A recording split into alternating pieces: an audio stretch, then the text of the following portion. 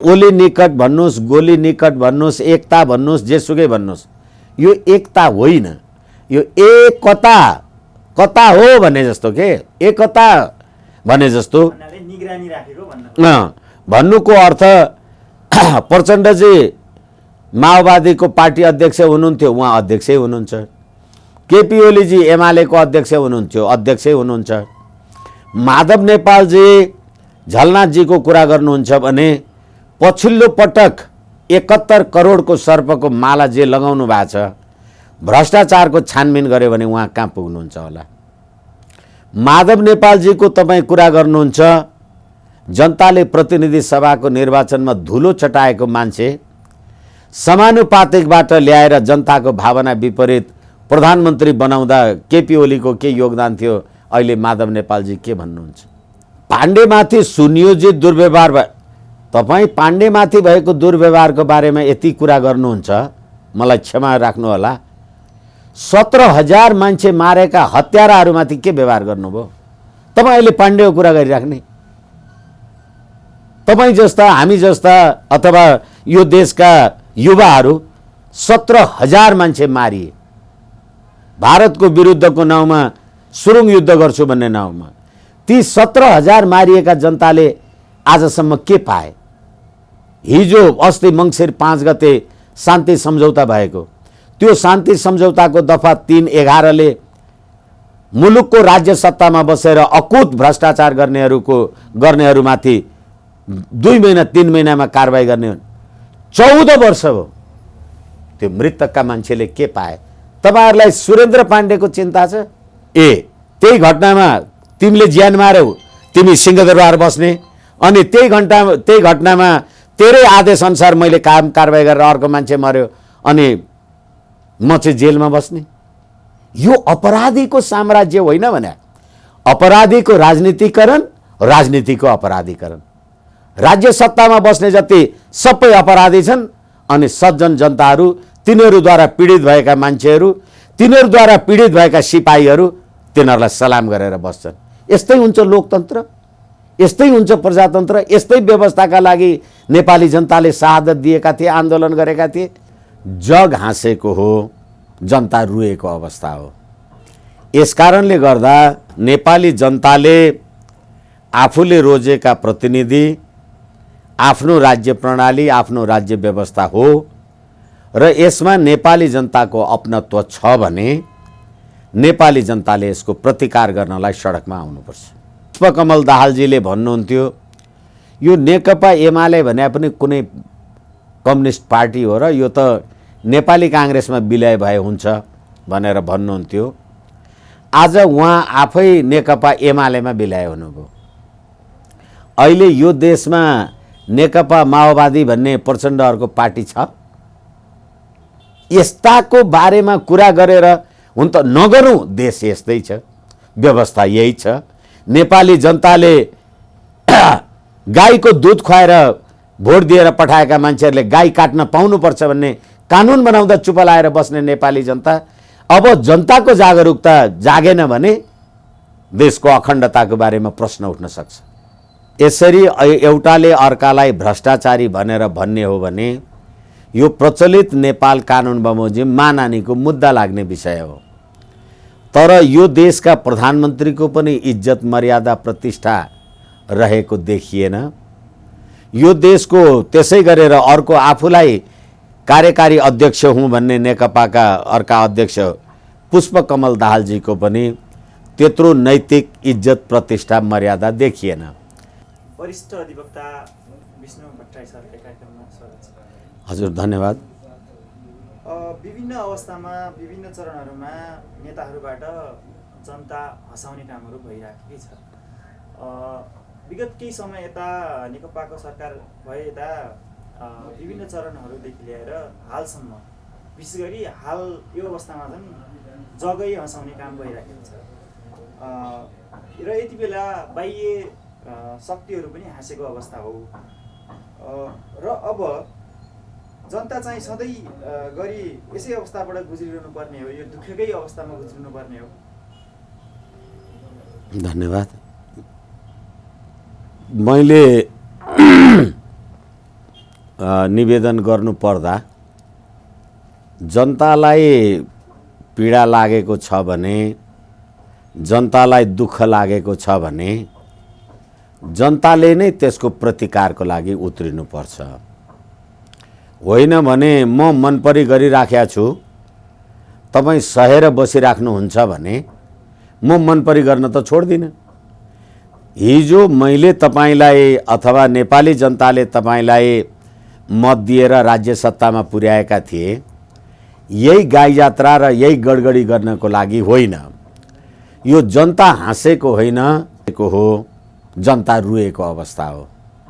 यसकारणले गर्दा नेपाली जनताले आफूले रोजेका प्रतिनिधि, आफ्नो राज्य प्रणाली, आफ्नो राज्य व्यवस्था हो र यसमा नेपाली जनताको अपनत्व छ भने नेपाली जनताले यसको प्रतिकार गर्नलाई सडकमा आउनुपर्छ। हिजो मात्रै नेकपाका शीर्ष नेता सांसद सुरेन्द्र पाण्डे सहभागी चितवनको कार्यक्रममा उहाँकै पार्टीका कार्यकर्ताहरूबाट उहाँकै विरोधमा नाराबाजीहरू भए। अब यसलाई कसरी विश्लेषण गर्नुहुन्छ? यसैले गर्दाखेरि नेपाली जनताले जसले आफूलाई 94% ओमकार परिवार, जसले आफूलाई भगवान देवादिदेव महादेव, हाम्रो राष्ट्रिय मान्यता, हाम्रो धर्म संस्कृति सभ्यतालाई मान्ने नेपाली जनताले सर्वहाराको अधिनायकवाद, धर्म भनेको अफिम हो भन्ने राजनीतिक मान्यता बोकेको राजनीतिक पार्टीलाई मतदान गरेपछि नियति यस्तै हुने हो। र अर्को कुरा के हो भने हिजो चितवनमा सुरेन्द्र पाण्डेजीलाई उहाँहरूकै पार्टीका कार्यकर्ताहरूले जुन प्रकारको व्यवहार गरे र जसरी अहिले केन्द्रमा पुष्पकमल दाहालजी र केपी शर्मा ओलीजी दुईटा अध्यक्षको बीचमा लिखित रूपमा, म फेरि पनि भन्दैछु, लिखित रूपमा एकले अर्कालाई भ्रष्टाचारी, जाली, झेली जस्ता शब्दहरू प्रयोग गरेर पार्टीको सचिवालयमा प्रतिवेदन अथवा लिखित कागजातहरू प्रस्तुत भएका छन्। यसरी एउटाले अर्कालाई भ्रष्टाचारी भनेर भन्ने हो भने यो प्रचलित नेपाल कानुन बमोजिम मानहानिको मुद्दा लाग्ने विषय हो। तर यो देशका प्रधानमन्त्रीको पनि इज्जत मर्यादा प्रतिष्ठा रहेको देखिएन। यो देशको त्यसै गरेर अर्को आफूलाई कार्यकारी अध्यक्ष हुँ भन्ने नेकपाका अर्का अध्यक्ष पुष्पकमल दाहालजीको पनि त्यत्रो नैतिक इज्जत प्रतिष्ठा मर्यादा देखिएन। तपाईले चितवनमा भएको घटनालाई त भन्नुभयो, त्योभन्दा पनि पीडादायक कुरा राष्ट्रिय खेलकुद परिषद भनेको त कुनै पार्टी त होइन होला, तर सुर्खेतमा राष्ट्रिय खेलकुद परिषदका सदस्य सचिवज्यूको उपस्थितिमा मदन भण्डारीको जबज कार्यक्रम अन्तर्गत खेलकुद हुने कुराहरू भए। भन्नुको तात्पर्य फुटबल खेल्ने अथवा हकी खेल्ने हो भने त्यो फुटबल खेल्नलाई पनि अब नेकपाको जबज केपी ओली शर्माजीहरूको, मदन भण्डारीजीहरूको पार्टीको मान्छे हुनुपर्ने भएपछि देशमा अरू जनताले अब त्यो खेलकुदमा पनि कम्युनिस्ट पार्टीको सदस्य नभएको नेपाली युवाहरूले भाग लिने कि नलिने, उहाँहरू आफू पार्टीभित्र जुन प्रकारको द्वन्द्व गरिराख्नु भएको छ त्यो त छ, तर अब आम नेपाली जनताले पनि उहाँहरूको पार्टीको ब्यानर नभइकन खेलकुदमा भाग पनि लिन नपाउने दिन आयो। यसकारणले गर्दा यस्तो राज्य व्यवस्था, यस्तो राज्य प्रणाली यो नेपाली जनताको लागि आवश्यक पनि छैन। मैले त धेरैचोटि निवेदन गरेको छु, यसबाट नेपाली जनताले निजात पाउनुपर्छ। यसकारणले गर्दाखेरि नेपाली जनताको लागि न यो राज्य व्यवस्था, न यो संवैधानिक रूपले संसदीय प्रजातन्त्र भएको देशमा साम्यवादीहरू आफूलाई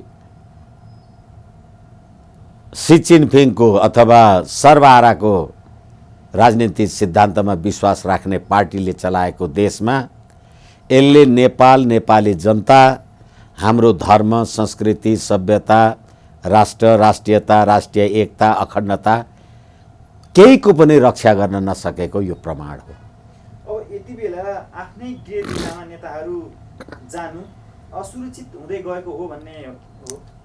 हिजो तपाईले कोसँग सम्झौता गर्नुभयो?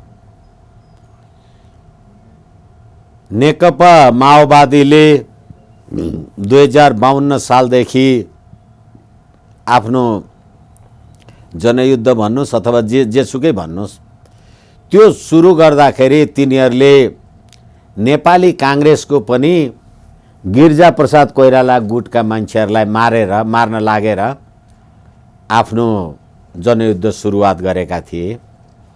कालान्तरमा त्यही गिरिजा प्रसाद कोइरालाको पार्टीका अध्यक्ष, अहिलेका अध्यक्ष शेरबहादुर देउवाले आफ्नै पार्टीका कार्यकर्ता मारेर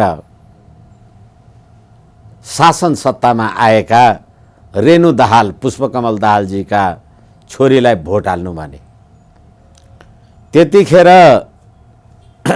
पुष्पकमल दाहालजीले भन्नुहुन्थ्यो यो नेकपा एमाले भने पनि कुनै कम्युनिस्ट पार्टी हो र यो त नेपाली काङ्ग्रेसमा विलय भए हुन्छ भनेर भन्नुहुन्थ्यो।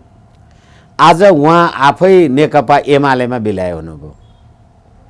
अहिले यो देशमा नेकपा माओवादी भन्ने प्रचण्डहरूको पार्टी छ, अनि त्यसै गरेर नेकपा एमाले भनेको पनि त्यतिखेर काङ्ग्रेससँग विलय हुनुपर्ने भनेर जुन प्रचण्डले भन्नुहुन्थ्यो, अहिले तिनीहरू फेरि माओवादीसँग विलय भए, अहिले नेकपा एमाले छ। यसै कारणले गर्दाखेरि यस्ता यी चरित्रको एउटा होइन अनेकौं प्रश्न उठ्ने यी चरित्र बोकेका र जहिले पनि विदेशी शक्तिको आडमा नेपालमा राजनीतिक परिवर्तन खोज्ने अनि त्यो राजनीतिक परिवर्तनलाई ढुङ्गा हान्नलाई सहयोग गर्ने नेपाली युवाहरू, नेपाली जनताहरू जे छन्, यो नेपाली जनताको चाहना, इच्छा, आकांक्षा बमोजिम भएको परिवर्तन पनि होइन र अहिले यिनीहरू एक आपसमा जुन प्रकारको द्वन्द्व गरिराखेका छन्, यसले देशको हित, शान्ति, समृद्धि, देशको सुव्यवस्था, कोरोना महामारीको यत्रो महासङ्कट, नेपाली जनता खान नपाएर सडकमा माग्नु परिराखेको अवस्था, अनि अहिले कोरोना महामारीमै पनि म तपाईहरुलाई निवेदन गरौँ 275 जना संसद सदस्य लगायत, राष्ट्रिय सभाका 59 जना लगायत, प्रदेश सभाका 550 जना लगायतका 761 वटा यो देशका प्रदेश सरकार, स्थानीय सरकार र संघीय सरकारले दशैं पेस्की अर्बौं लुटेर खाए। नेपाली जनतालाई टीका लगाउन जाने ठाउँ छैन। यो सम्झिँदा नेपाली जनता रुन्छन् कि हाँस्छन्, यो बुझ्छन् कि बुझ्दैनन्, यो हेर्छन् कि हेर्दैनन्। अनि अहिले तपाईलाई सडकमा हिँड्नका लागि यो गाडी जोर गाडी हिँड्यो कि बिजोर गाडी हिँड्यो? के जोर गाडी हिँडेका दिन बिजोरलाई कोरोना लाग्छ? अनि तपाई पनि अहिले 28-32 वर्षको मान्छे हुनुभयो भने अब भोलि त तपाई जोर उमेरको कि बिजोर उमेरको भनेर बाटोमा हिँड्न पनि नदेला।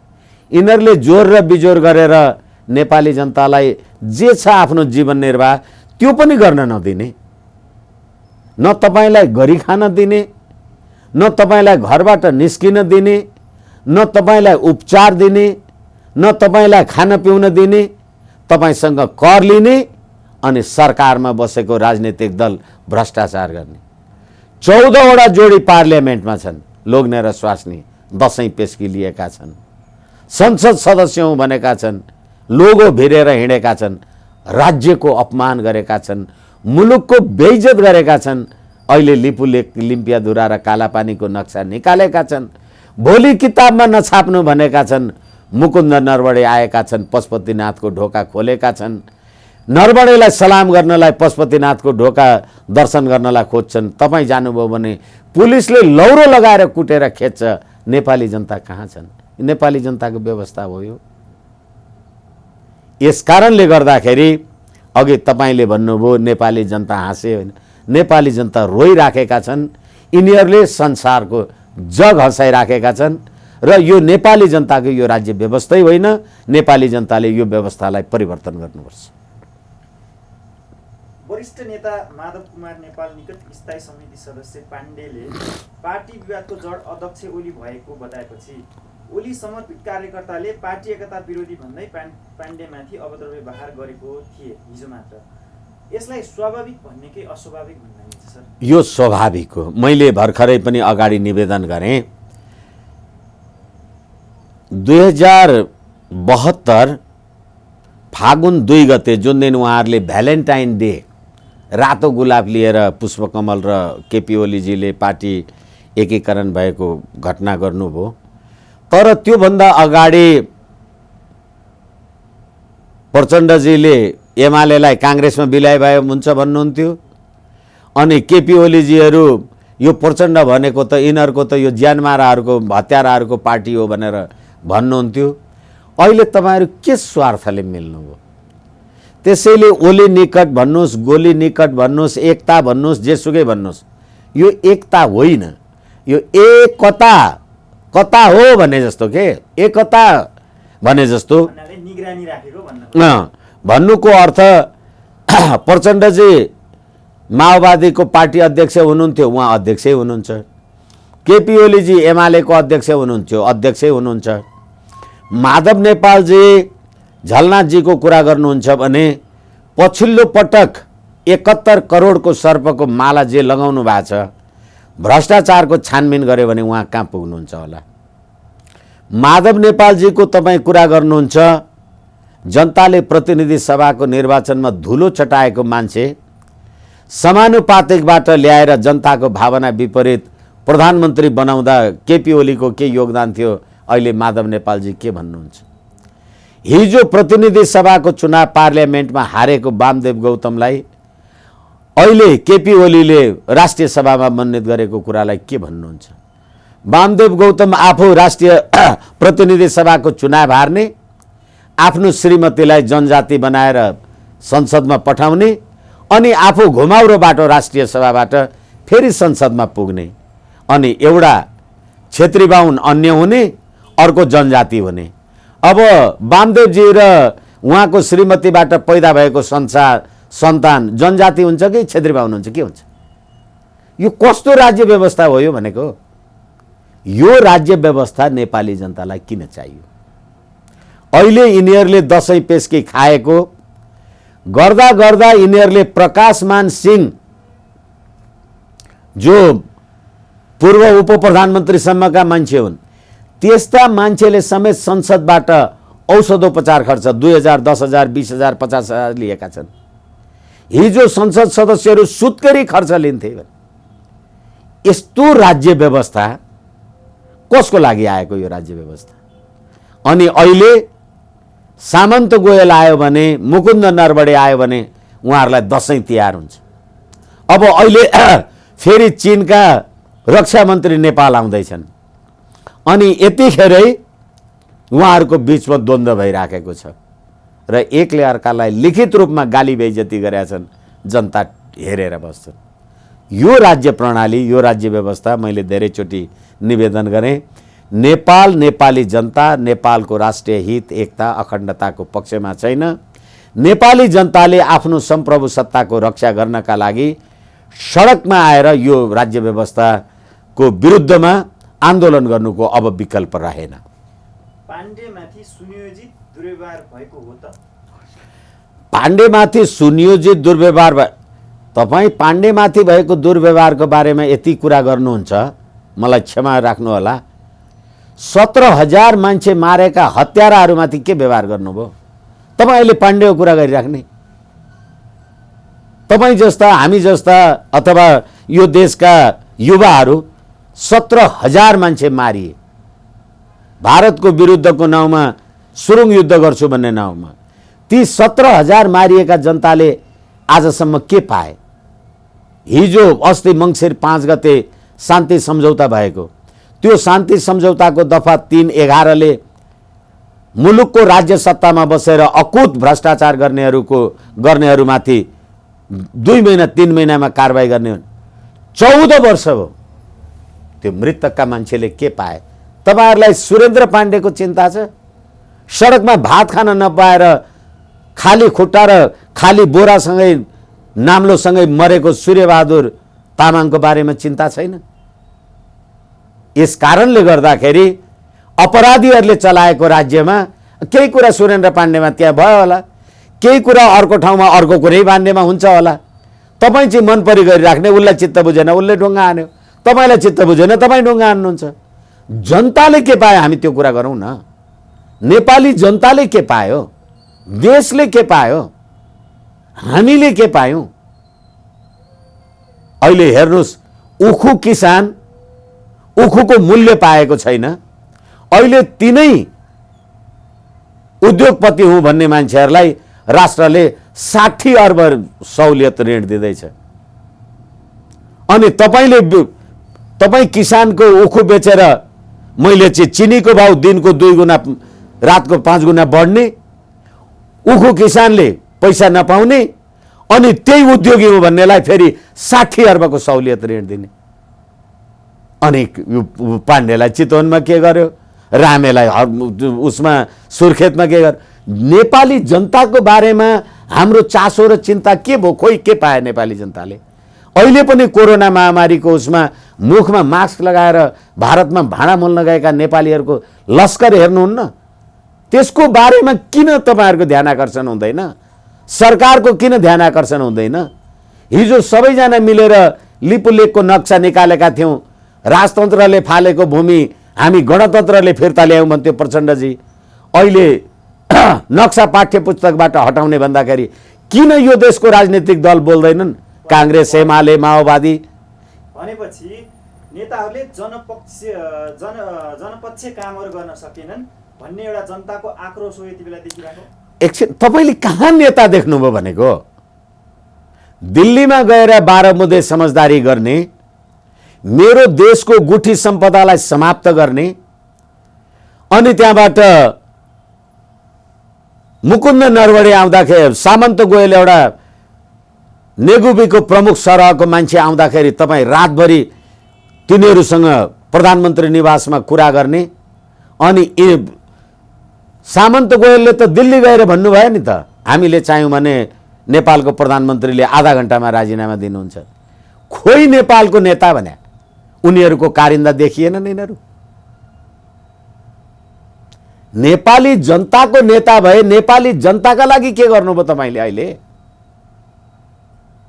यसै कारणले गर्दाखेरि मैले धेरैचोटि भनिराखेको छु, तपाईँ र म एउटा कुनै हर्स रेसमा गयौँ भने तपाईँ पनि म जितौँ भनेर घोडा कुदाउनुहुन्छ, म पनि म जितौँ भनेर घोडा कुदाउँ। कहीँ पुगेपछि म जितेँ भट्टराईजी तिमी हार्यौ भन्नुहुन्छ। तपाईँले जित्या हो र जित्या त घोडाले हो नि, घोडालाई थाहा हुन्छ मैले कहाँ जितेँ भनेर। यसकारण यिनीहरू दिल्लीमा 12 मुद्दे समझदारी गर्ने, दिल्लीमा बस्ने, माओ सेतुङको नाउँ लिने, 17,000 नेपाली जनता मार्ने, कुन अराष्ट्रिय मान्छे मार्नुभयो भन्नुहोस् त? अनि तिनीहरूसँगै सम्झौता गरेर अनि नेपाली जनताले के पाउने? यिनीहरू नेपाली जनताको नेता हो। अनि जनता भनेको भोट हाल्ने मेसिन, अरू के काम छ जनता? यस कारणले गर्दाखेरि यो जनतासँगको अथवा नेतासँगको सन्तुष्टि असन्तुष्टि होइन, एउटा नेपाली नागरिक भएर कुरा गर्ने हो भने यो वास्तवमा राष्ट्रियता, राष्ट्रिय एकताको चिरहरण भएको अवस्था हो। कतिपयले नेपाल र प्रचण्डको गठबन्धनलाई निस्तेज र बदला लिन ओलीकै निर्देशनमा यो हुन भएको हो भन्ने कुरो पनि ल्याएका छन्। यो हुन सक्छ? षड्यन्त्रको कुनै परिभाषा हुँदैन। तपाईले धेरै ध्यान बुद्धि पुर्याएर ढोकामा तालचा आदि इत्यादि गरेर आग्लो लगाएर हिँड्नुहुन्छ, ब्याङ्क स्याङ्कमा त्यत्रो लाखौँ करोडौँ सम्पत्ति राख्या हुन्छ, त्यो पनि त चोरले चोर्या हुन्छ नि। षड्यन्त्र यो होइन अथवा यो हो भन्न सकिँदैन। फेरि पनि म भन्छु, ओलीले नै नेपाललाई लगाउन् अथवा नेपालले ओलीलाई लगाउन्, वामदेवले जे कुरा गरून्, नेपाली जनताले चाहिँ के पाउने भयो भने अहिले यत्रो राष्ट्रिय महत्त्वको विषय, यत्रो संसार कोरोना महामारीको कुरा, यत्रो नेपाली जनता खान नपाएर आर्थिक सडकमा थापेर हिँडिराखेको बेला त्यतिखेर यो देशको संसदले नेपाली जनताका लागि के गर्यो? सरकारले के गर्यो? माधव नेपालजीले के गर्यो? झलनाथजीले के गर्यो? वामदेवले के गर्यो? प्रचण्डले के गर्यो? केपी ओलीजीले के गर्यो? त्यो चाहिँ भन्नुहोस् न। यस कारणले गर्दा केपी ओलीले लगाएको होला अथवा केपी ओलीले नलगाएको होला। मलाई यदि मैले अथवा तपाईँले यो देशको प्रधानमन्त्रीलाई तँ भ्रष्ट होस् भनेर लेखेको भएदेखि तपाईँलाई अहिले पक्रेर थुन्थ्यो कि थुन्दैन थियो? गाली बेइज्जती गर्यो, अपमान गर्यो, प्रधानमन्त्रीको राष्ट्रको शिर झुकाउने कुरा गर्यो। खोइ त प्रचण्डले चाहिँ भ्रष्टाचारी हो भन्दा त सलाम गरिराखेको छ त। तेरो म जवाब दिन्छु भनेर बसिरहेछ। भन्नको लागि तँ भ्रष्टाचारी, म भन्दा तँ झन् ठुलो हत्यारा भन्ने होला। यस्ताको बारेमा कुरा गरेर हुन त नगरौँ। देश यस्तै छ, व्यवस्था यही छ। नेपाली जनताले गाईको दुध खुवाएर भोट दिएर पठाएका मान्छेहरूले गाई काट्न पाउनुपर्छ भन्ने कानुन बनाउँदा चुप लाएर बस्ने नेपाली जनता, अब जनताको जागरुकता जागेन भने देशको अखण्डताको बारेमा प्रश्न उठ्न सक्छ। अब यस्तो विवादले पार्टी एकताको औचित्य समाप्त भएकै हो। पार्टी एकताको औचित्य मैले सुरुमै भने, एकता भने तँ कता म कता भने जस्तो के। त्यसैले सुरुमै यो पार्टी एकतै भएको थिएन। यो यिनीहरूले सत्ताको स्वाद हासिल गर्नका लागि आफूलाई मत पाउने कुराको लागि एक ठाउँमा राखेका थिए।